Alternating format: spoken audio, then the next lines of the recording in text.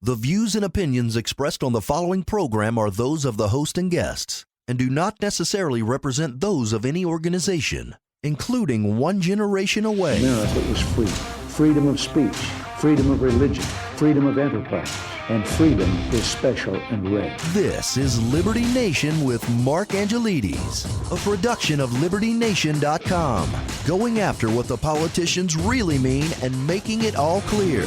For your freedom and your liberty. Liberty Nation with Mark Angelides. The conflict between Ukraine and Russia is driving all the headlines. But far from being a localized issue, the ramifications are spreading across the globe. From the corridors of Washington, D.C., to the oil fields of Caracas, to the World Wide Web. Few elements of life are left unaffected. But what does it all mean in terms of domestic politics? And are we truly in an information war?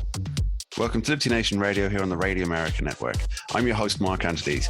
On today's show, we talk how Ukraine will impact the 2022 midterms, how social media is playing an outsized role in this war, and a lot more. I want to take a moment to say a special thank you to our listeners out in Park Hills, Missouri on KFMO 1240 AM. Thank you for being here. And remember, this show is proudly sponsored by LibertyNation.com, where you can access podcasts, breaking news, analysis, and a range of biting and brilliant shows to whet your appetite for freedom and your fondness for the great American Constitution. All politics is local, so the saying goes. But what does this mean when the world's attention is fixated on the burgeoning crisis in Ukraine? And perhaps more importantly for Americans, how is Russia's invasion impacting events on the home front? Well, we're fortunate to have with us today Liberty Nation's senior political analyst and longtime host of this very radio show, Mr. Tim Donner. Thanks for joining us, Tim. Always good to be back, Mark. So, Tim, after witnessing President Zelensky's impassioned speech to Congress, Tim, you wrote that it was essentially delivered for an audience of one, that audience being President Joe Biden. And it was a challenge to him, wasn't it? And is Biden himself, is he ready for that challenge, do you think? Well, I think that's the $64,000 question, which adjusting for inflation, Mark, probably becomes a $64 million question. But all kidding aside, it depends, I think, whether Biden is ready for that challenge, I think depends on how much courage it takes to meet the challenge. Because one of the things I've written about on Liberty Nation recently is how Joe Biden has never been forced to, and therefore never has, demonstrated real political courage. Everything he's done has been really a product of groupthink, product of taking safe choices, being cautious. So to this point, that is not really hindering the effort to stop Putin to the extent that NATO has picked up the ball.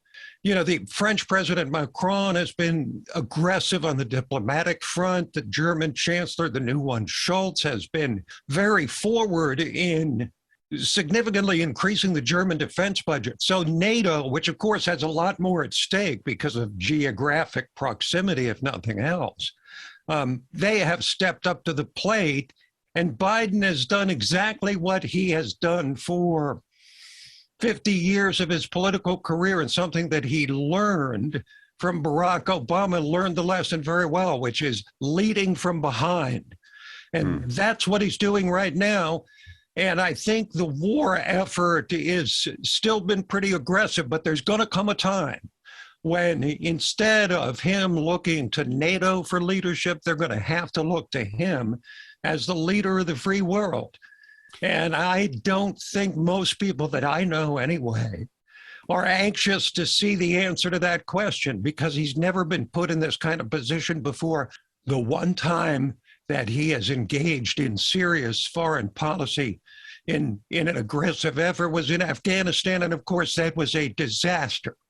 He needs to fix his foreign policy legacy. And I suggest that with Ukraine, he has the opportunity to correct the course, but he also could double down and guarantee a complete legacy of failure.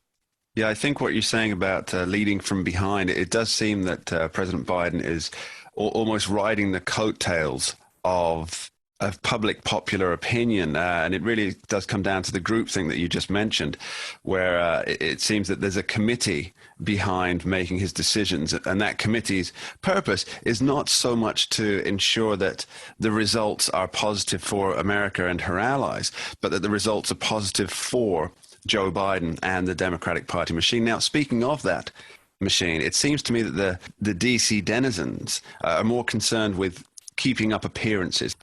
They say the right words.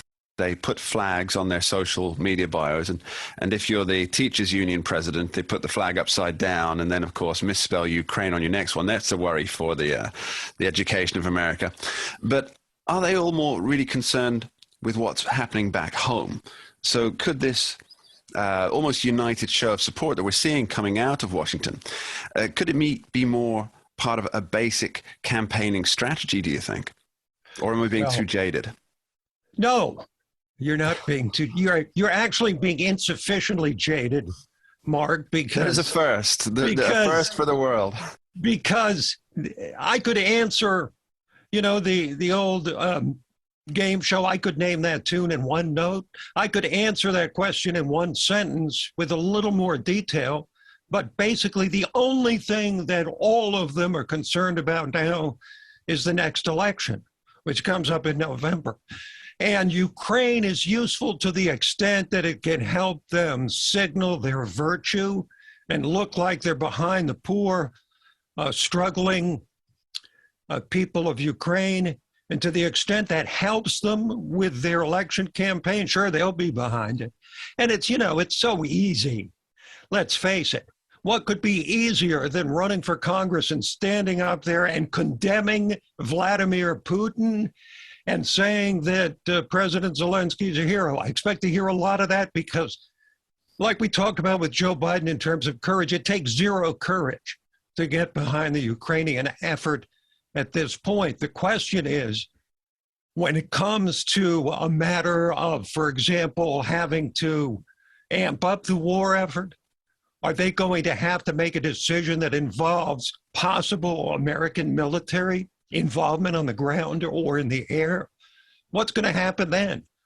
How will they handle the issue then, when it's not just in a political sphere where it's the easiest thing in the world to do what everybody else in the world is doing, which is to support Zelensky and give him a standing ovation and show your admiration for the determination of the American people, and that Zelensky should be man of the year, times person of the year, for 2022. He's already got that wrapped up. So, yeah, it's useful, sure. And because Biden's president and he can say the right things and slap a bunch of sanctions on, which is easy to do.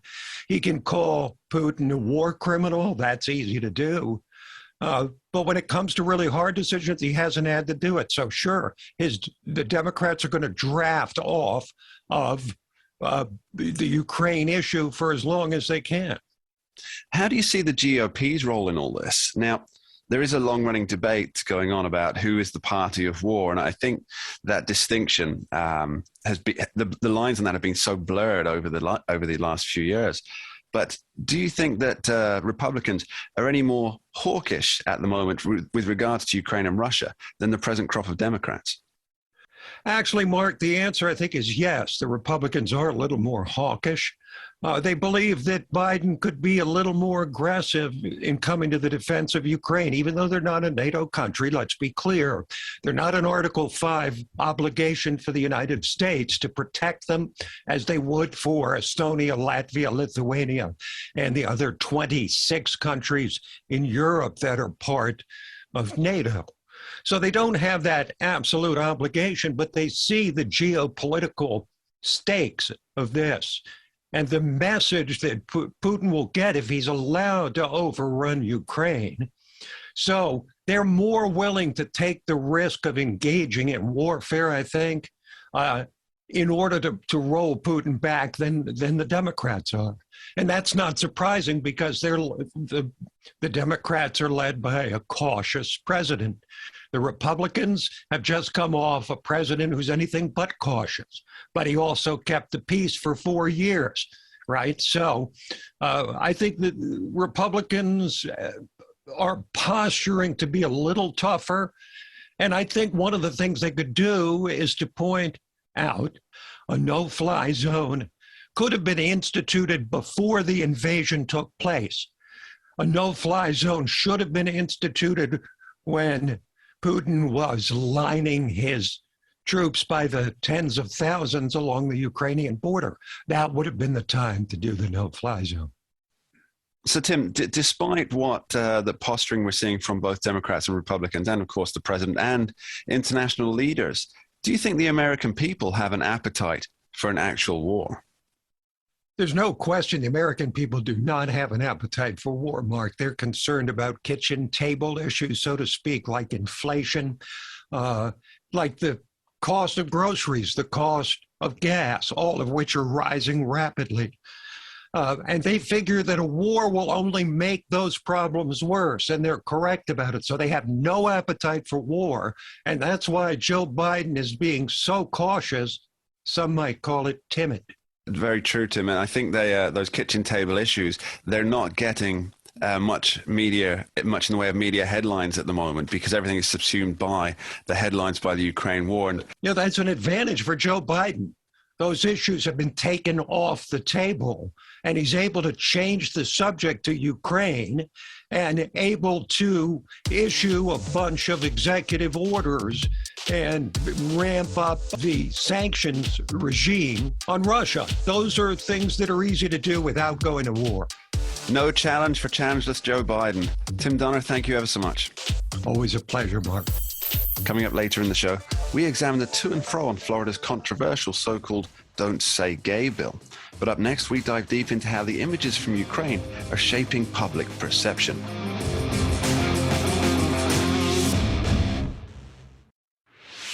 For your freedom and your liberty. Liberty Nation with Mark Angelides. With the news that American journalists have been killed in Ukraine, is it possible to see parallels between what's happening today and what took place in Vietnam? Reporters numbering up to 600 covered the wins, losses, and tragedies of that conflict, and to some extent shaped the way Americans understood the war, and ultimately the decision to finally withdraw. Now, to discuss the historical perspective of this, of journalism in the war zones, we're joined by author and podcast host, Mr. Jeff Charles, to get his perspective on this. Welcome back to the show, Jeff. Yeah, thanks for having me back on. So, Jeff, the first question has to be about what's happening today. We read that at least 2 journalists working for Fox News have been tragically killed. But how many reporters are on the ground there? And perhaps more importantly, what kind of coverage are we getting? Well, and that is the interesting thing about living in 2022, Mark. I mean, like Andrew Breitbart said a while ago, if you have a phone that has a camera on it and you can video record, you can be a journalist. And that is literally true. You don't necessarily have to work for a big box media outlet. If you can record something and upload it to the internet, you are engaging in journalism. So the reality, the answer to your question, Mark, is that there's no way to know because we've got information coming from a variety of different sources, and they're not necessarily part of our mainstream media outlets. Yeah, I think that's absolutely right, Jeff, because you see when you watch the mainstream news channels, the cable news channels, etc., and they're using footage, but the footage often has those 2 little sidebars at the edges, which means that somebody was recording that on a mobile device. And so this is information they're getting coming in from all different sources. Now, you and I, we track social media perhaps more than most for our sins. And what I'm seeing is a major surge in polarization. Now, I want to get into what's causing this. Now, could it be a reaction to anti-globalism? For example, the mindset that the major globalist players all agree upon one thing, so therefore it has to be bad for freedom in general. That's one side of the polarized debate. And there's the other side that is obviously very pro-Ukraine, very pro-Zelensky, who's doing a fantastic job, by the way. So is it a little of this, or is it something else, what's creating the division? Well, the answer to that question, Mark, is yes. It's a little bit of what you just said and a lot of other factors. I think the key word in your question is the word reaction. I think a lot of people are being reactionaries. Usually that's a label that's applied to the right, but that's not the case. I mean, you've got people on the right reacting. You got people on the left reacting. I mean, you've got people saying, if there's any reporting that's negative towards Putin, then that means that they want to drag us into a war, which isn't necessarily true. Although there are people who would love for us to send troops into Ukraine. So I think it's just a lot of different viewpoints. And this is one of the downsides to the democratization of journalism. When everybody has a camera, then you have a lot of different viewpoints and it's hard to discern what's really going on. Yeah, there's a new phrase going around. Picture paints 1,000 words, but launches 10,000 blog articles. Now, Facebook recently updated its rules on allowable hate speech to include actual calls for violence against the Russian military and Russian leaders. Now, do you think this it was a policy change? Do you think this policy change spells the end of any pretense of impartiality from big tech and the social media giants? No, I don't, Mark. I don't think it portends the end of pretense for impartiality, because that actually happened a long time ago. Like if you were to go on Facebook right now and make a threat against former President Donald Trump, do you think that they would take that down? Probably not. I mean, they already allow some pretty unsavory characters on their platform, yet Trump is not allowed to be on there. The same goes for Twitter too. So I think they took that mask off a long time ago, Mark, and I don't think they're going to be putting it back on. Yeah, they'll pay lip service to the idea of impartiality, but it's always with a wink and with their fingers crossed behind their back. Nobody actually believes that they're impartial anymore.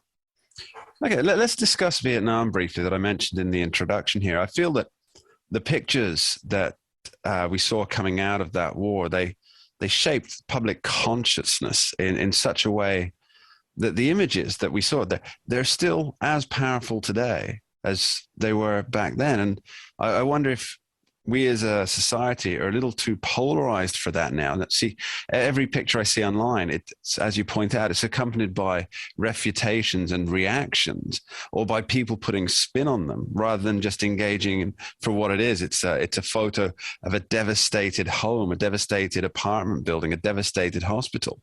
So much of the reactions is likely Russian propaganda because they are experts in the field. But is there something else at play as well? Oh, yes, I do. I mean, like you said, I do believe that a lot of it is Russian propaganda, but I think a lot of it, Mark, are just people who have a narrative that they want to adhere to and one that they want to perpetuate. There are still a lot of people who are very much pro-Putin, and so they're going to call lies on anything that they think is against Russia. And to be fair, I mean, there's some of that coming from Ukraine as well. I mean, regardless of which side you fall on, we live in the information age. So a lot of this war is being fought on the interwebs, and it is a social media type of battle. I mean, you mentioned Vietnam. Yeah, you and I can remember those pictures, even though neither of us were even born back then, even from Hiroshima and Nagasaki. They are iconic, but back then there was still a level of agreement as to who the enemy was, who the bad guy was. Here, it's a mixed bag because everybody has a voice. So that's one of the things that makes it hard to know what's propaganda and what's the truth. Like, you almost have to be trained, like people like you and I, Mark, because we do this for a living, but the average person isn't trained to be able to spot these things. So that's also causing a bit of an issue as well. Yeah, I see your point there, Jeff. Right. Thanks ever so much for joining us. Much appreciated. Yeah, thanks for having me back on. You're listening to Liberty Nation Radio, heard across the Radio America network from our flagship station in the nation's capital, WWRC in Washington, D.C. Remember, you can tune in for Liberty Nation from 2 to 3 p.m. on Sundays on KBKW 103.5 FM, 1450 AM, the talk of Grays Harbor. Down the road, we talk liberty with Scott Cosenza to figure out what's happening with the controversial legislation coming out of Florida. But up next, is constitutional carry gaining ground in America?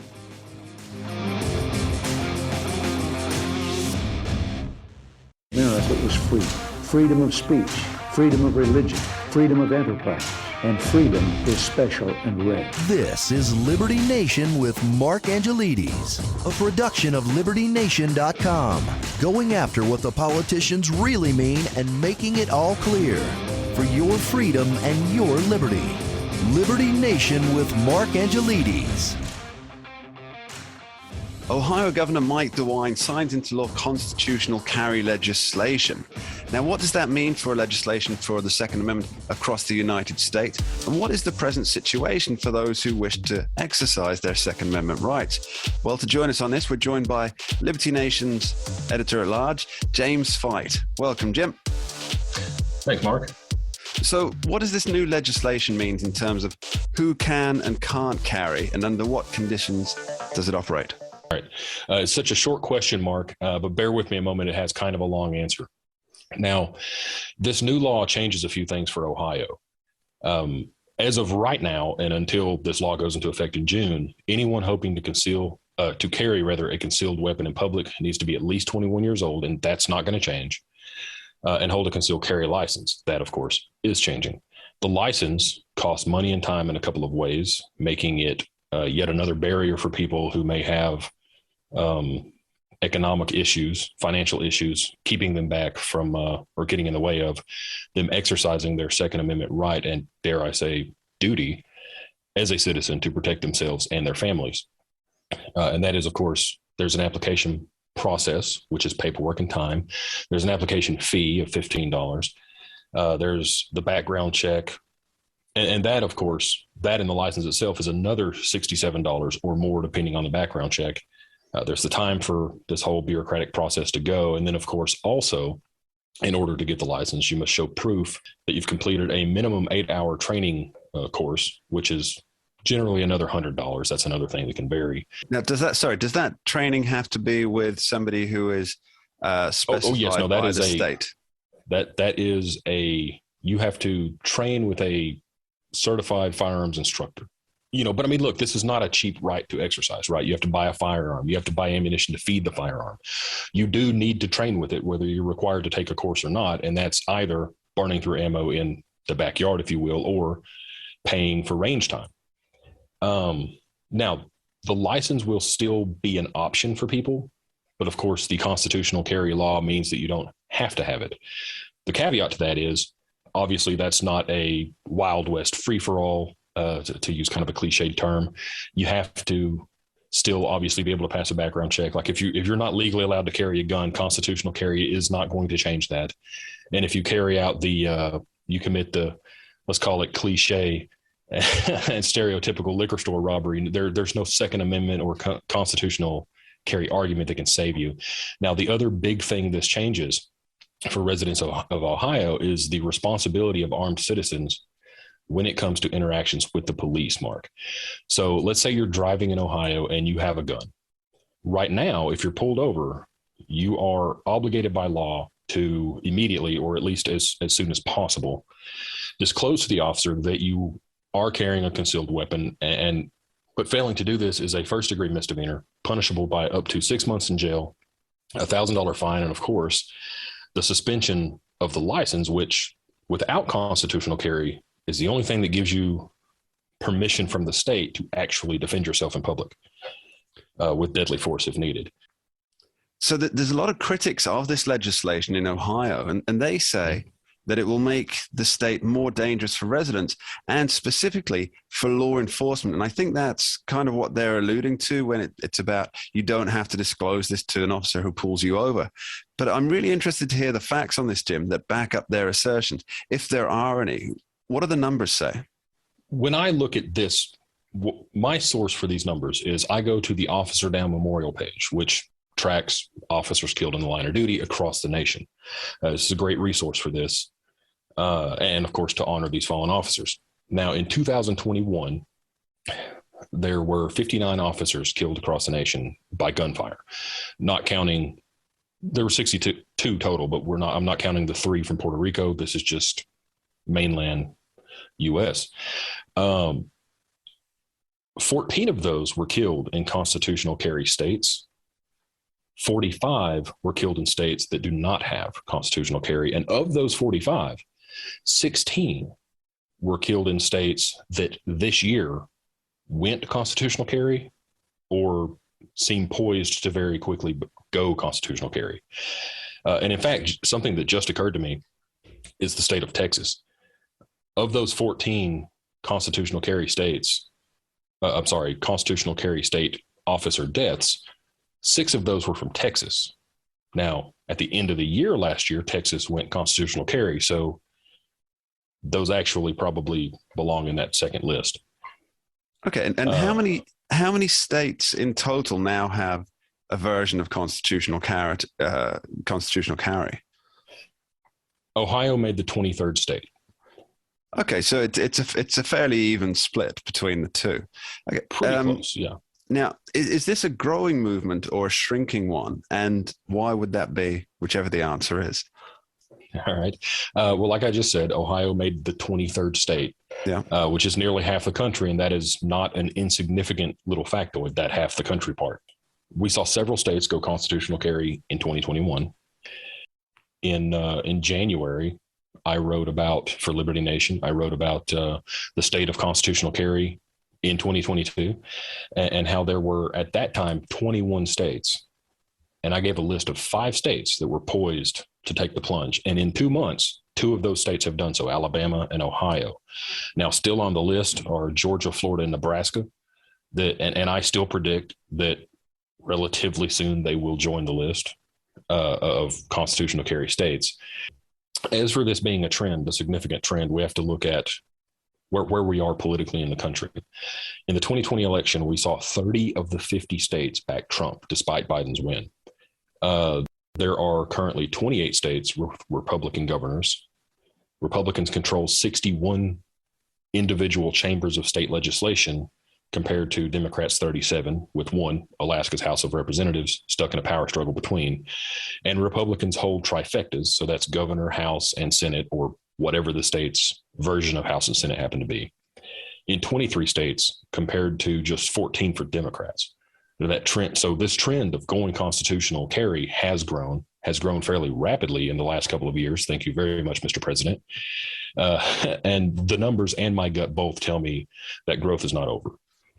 That's, of course, assuming that the states that vote or tend to go Republican also tend to go with more expanded gun rights. Right, which for the most part has been the trend.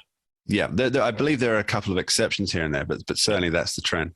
Now, we also know that gun sales, and I guess more importantly, new gun owners, which is the more interesting part, I guess, this is on the rise. And part of this increase began during the George Floyd death-inspired riots, with folks wanting to protect themselves from the mob, pretty much. Right. And it seems that part of this increase also comes as a result of a seemingly anti-Second Amendment administration being in place.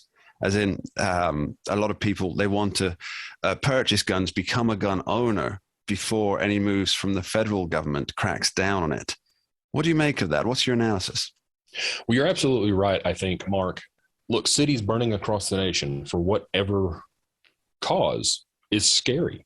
And people who have never thought about, like, this isn't necessarily anti-gun folks, although I'm sure some people change their opinion there, but I mean, people that just go about their lives and they never think about self-defense or crime happening to them, right? This is always something that happens to someone else.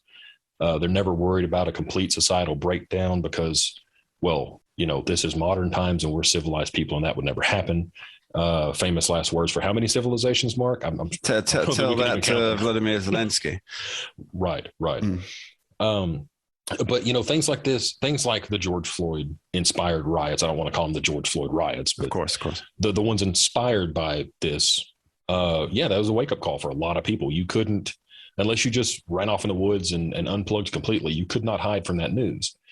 So got people thinking, and it was like, yeah, hey, look, I need to be proactive about the defense of myself and my family and maybe even my community. Now, as for the anti-gun administration, and I'm not going to use any weasel words. Look, the Biden campaign released his, how did he title it? His plan to end the epidemic of gun violence or something to that effect. I called it the Biden war on guns. Yeah, it's scary for anybody that cares about the Second Amendment. We're talking about, you know, magazine capacity bans, an actual full on and this time permanent federal so-called assault weapons ban, which is to say just a ban on most semi-automatic weapons. Which are most weapons other than revolvers or single shot rifles, I believe. Well, right. Yeah. Or basically, I mean, you could make the argument even that it's not technically by the mechanics of the firearm is semi-automatic, and they're not included in the legislation. But you could even make the argument that most revolvers is a semi-automatic weapon, because if it's if it's not a single action revolver, you can just keep pulling the trigger and it'll keep firing until you run out of bullets. So, but that just goes to show the lack of actual firearms knowledge and understanding in the people trying to make these laws, which is scary in of itself. But look, Democrats are and have always been great advertisers for firearms, right? Because, hey, if you're on the fence about something, Mark, and you're like, yeah, maybe I don't know. I mean, that's like $500 to $800 or maybe more. Man, sure. Yeah, I'd like to have the right, but I don't need it right now. And then I say, hey, man, January next year, you're no longer going to be able to do this. What are you going to do? You're going to run out and buy it as fast as you can. Yeah, I believe in sales terms, it's called the fear of loss factor. Yeah. That's so. I mean, that's absolutely a factor. Of course, with the new firearms owners, I think probably the civil unrest was the larger contributor. I'm sure there were a lot of people who were on the fence that were like, hey, if they're going to ban these guns, I want to get one now. But also you've got a lot of people that already have these guns and they're like, well, man, if I want another one, now's my chance. Well, it certainly does seem that constitutional carry is trending upwards. And although we're not at Mad Max Thunder Road times just yet, we will be reporting on this as we go along. James Fite, thank you ever so much. Hey, thanks, Mark. After this short break, we're talking liberty. What's happening in Florida and what's the spin machine doing right now? For your freedom and your liberty. Liberty Nation with Mark Angelides. Controversial laws in Florida have animated the nation and created a divide in opinion as strong as on any topic in recent years. The so-called Don't Say Gay bill has the nation split. But why? Is it more misunderstanding, or has it been sold to the public as something that it isn't? Well, to help us sift the fact from the fiction, we're joined by attorney, legal affairs editor, and host of the excellent Uprising podcast, Mr. Scott D. Cosenza, Esquire. Welcome back to the show, Scott. And aspirational Floridian as well, Mark. Let's add that to the Absolutely. So, Scott, I've been seeing some polling from Politico, and it seems that a majority, although it's a fairly slim one, support the passage of this legislation. So why is it so controversial?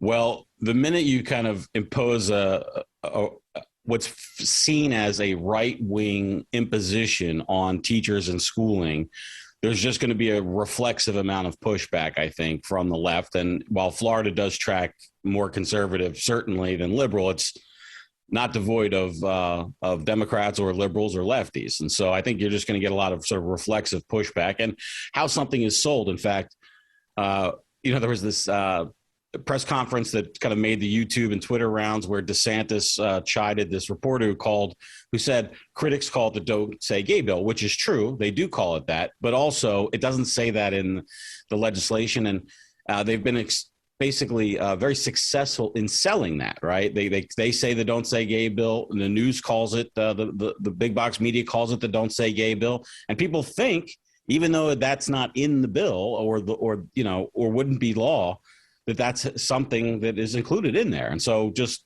back of the envelope kind of calculation is, no, I'm against it. I think for a lot of people, it's a rational reaction to their development of the information on the issue. Okay, so as I understand it, it essentially limits any talk of gender identity or sexual orientation in kindergarten through grade 3. Is that correct? I would say that you have to add the instigation of that discussion. It's not like instigation of that discussion. Yeah, if a third grader has some question that they want answered, they're allowed to answer the child's question. But the idea is that it's not their place to instigate discussions about these issues because it's not appropriate for children of that age or younger and the government schools to engage in these discussions. And by the way, super creepifying. For those of us, I know that you've seen these videos, these TikTok videos and Twitter videos where, I don't know if they're pansexual or whatever they call them now, but these sort of demisexual people that have no defined sort of traditional sexuality, but they have a strong desire to speak to very young children about their own traditional sexualization or identity. And it's just a rational reaction, I think, for a lot of parents to say, that's not why I'm sending my kid to school. It's to learn their numbers and words, and not these. It's interesting that you phrase it that way, Scott, because something that really stood out to me in this polling, and I'll quote it directly here: 52% support limiting lessons on sexual orientation and gender identity after third grade to age-appropriate discussions. Now, let me just expand on this a bit. The devil really is in the detail here. This polling is telling us that 48% of respondents either oppose or can't decide whether classroom content should be age appropriate. That's what the polling tells us, doesn't it? I think you could be a little bit more strict in your picking it apart and say that those people are not convinced that a law is required to prohibit it. I think would be the charitable way to assess their voting on the polls. So some critics of the bill, they're arguing that the language is too vague or fairly vague, and that is done with purpose. So in order to make teachers who, despite perhaps any school regulations or school district regulations, who want to insert talk or lesson objectives of sexual orientation or gender identity, it makes those particular teachers wary of being sued. Now, it seems to me that the critics are right here, are they? All right. Well, I think there's sort of two things to address. Number one, I believe that it was left purposefully vague because every time they probably tried to draw a line, somebody raised their hand and said, well, that's clearly unconstitutional, or there's a problem with that, or that doesn't go far enough. So by being vague, it's a good cheat. I mean that without value judgment, sort of the language, right? So you don't have to be exact. It's much more of a challenge to be exact and have a good piece of legislation there. Our series of laws and our Constitution prohibit laws that are vague if they reach a certain measure of vagueness. I talked about when I wrote about this story a couple of weeks ago for LibertyNation.com that while I didn't think the bill had a problem with bigotry or any kind of bias, I thought it did have a problem with the vagueness there. As I read the bill, I think that liberty demands that we get clear instruction as to what behavior is prohibited. That the state prohibits and that we may get in trouble for. And I don't think this bill does a good job with that. Okay, another piece of legislation that's coming through in Florida, it's a bill that seeks to change Florida's anti-discrimination laws to prohibit schools and companies from leveling guilt or blame on students and employees based on race or sex. Now, I'm a little confused here, Scott, because I thought being racist and sexist was already frowned upon in most circles. Can you explain this one to me? Mark, when I see this response and also the other results of the poll, I'm just reminded that government schools present these problems intrinsically. There will never be a kind of calming, I think, over these issues in government schools because how people's values are sort of communicated to their children or how other people communicate their values to some third party's children, people are never going to be happy with that as long as it's decided by kind of like this body they have little control over. And so while our school boards are largely democratically elected, if the majority of the area you live in favors a conservative approach towards sexual issues in the classroom or a more liberal approach, those are the ideas that are generally going to control. And separating school and state, I think, is the only answer and really the right answer. That's what gives us the most amount of freedom. And, the idea that, was the hand that rocks the cradle is the hand that rules the world. We don't want government voices because they just instill pro-government messaging, right? I mean, I'm sure that if I'm sure the governments of the world would not do that. I'm sure that if every school was a Liberty Nation sponsored school, they would all have great things to say about Liberty Nation. Not that they shouldn't, but more probably than we would deserve. And the same thing is true with these government schools. Scott D. Cosenza, thank you ever so much. Cheers, Mark.